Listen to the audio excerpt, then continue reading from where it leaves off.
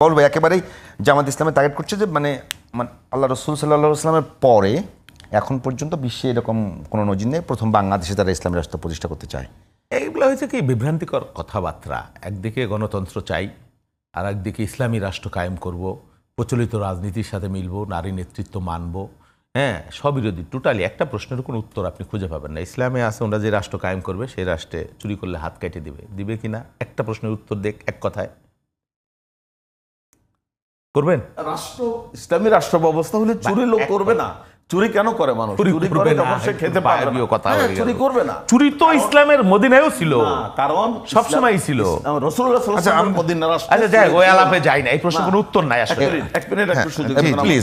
ইসলামী রাষ্ট্র ব্যবস্থা হলে মানুষের যে মৌলিক 5টি অধিকার, অন্ন, বস্ত্র, বাসস্থান, শিক্ষা, চিকিৎসা, রাষ্ট্রের পক্ষ থেকে এটা বহন করা হবে। সুতরাং একটা ব্যক্তি চুরি কেন করবে? চুরি করবে না।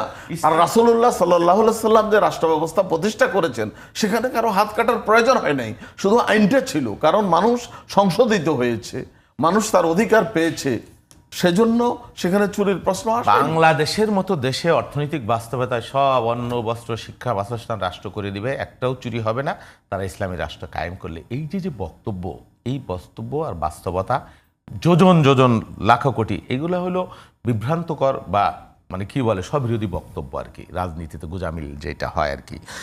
আর কি বললেন আপনি যে বড় দল জামাত ইসলামী, কি বলে লাখে লাখে মরেজীবীর কাতারে কাতার গুনিয়া দেখিলাম শেষে 7,500। এই আতঙ্ক আমার ভাইদের পেয়ে বসেছে। এখন পিয়ার, কোনোদিন পিয়ারের কথা বলে নাই, হঠাৎ করে পিয়ারের কথা মনে হয়ে গেছে। পিয়ার দুনিয়ার নানান দেশে নানান ভেরিয়েশনের মধ্য দিয়ে আছে।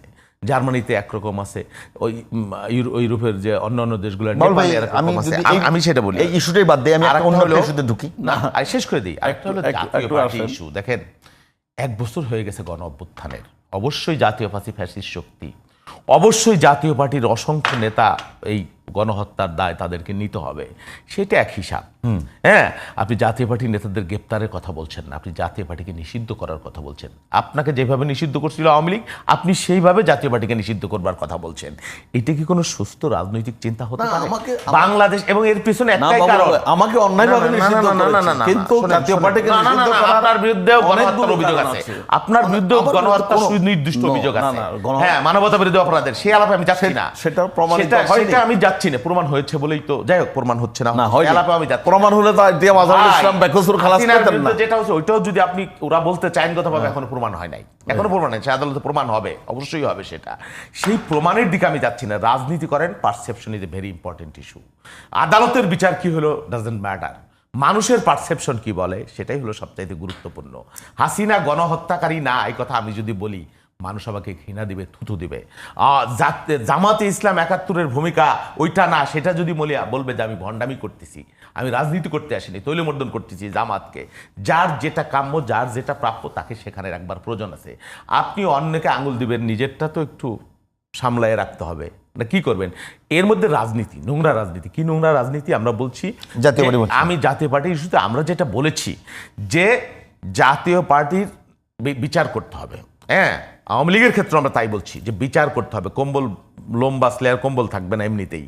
তো জাতীয় পার্টির বিচার না করে নিষিদ্ধ চাচ্ছেন, এর মধ্যে রাজনীতিটা হলো কি ওই যে একটা বিষয় বলি, জাতীয় পার্টির বিষয়ে জাতীয় পার্টি যদি গেল ফেসিবাদের সময়টা, পুরো সময় জাতীয় পার্টিকে বেস করে আওয়ামী লীগ তাদের আইনগত বৈধতা আদায় করে নিয়েছে।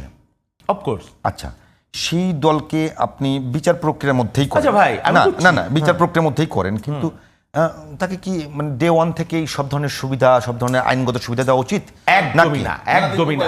আমি সেটা বলছি। আইনি প্রক্রিয়া কোথায় গেলেন? বলছি না। এক মিনিট বাবুল ভাই, আইনি প্রক্রিয়া কোথায় গেলেন? রাশেদ খান মেনন গ্রেপ্তার হলো, হাসান হলো কিনু গ্রেপ্তার হলো, জিএম কাদের তো একই খুনের আসামি, উনি কেন গ্রেপ্তার হইলেন না? এটা কেন? না, সেটা আমাদেরও প্রশ্ন। ওনাদের সরকার, সেটা কেন? আপনাদের সরকার। আমাদের সরকার। তাহলে সরকার আসলে সুতরাং আগামীতে সরকারের জন্য তো আরো সুবিধা নেই না। তাহলে কি অন্তর্বর্তীকালীন সরকারকে বাইরের সরকার? 1 বছর আগেও আমরা তো বলি এটা আন্দোলনের ফসল। সরকারের সমালোচনা করতাম, আমাদের মুখ থেকে কথা কাইরি নিয়ে, আর বিএনপি সরকার, সব এই সরকার 5 বছর থাকবে, এই সরকার অনন্তকাল থাকবে, প্রফেসর যতদিন জীবিত আছে থাকবে, নির্বাচন তো মুখেই আনা যাবে না, বিচার হইতে হবে। কিসের নির্বাচন, কিসের কি? আরেকজন বলে দিল ফেব্রুয়ারিতে নির্বাচন হবে না, সিদ্ধান্ত দিয়ে দিল।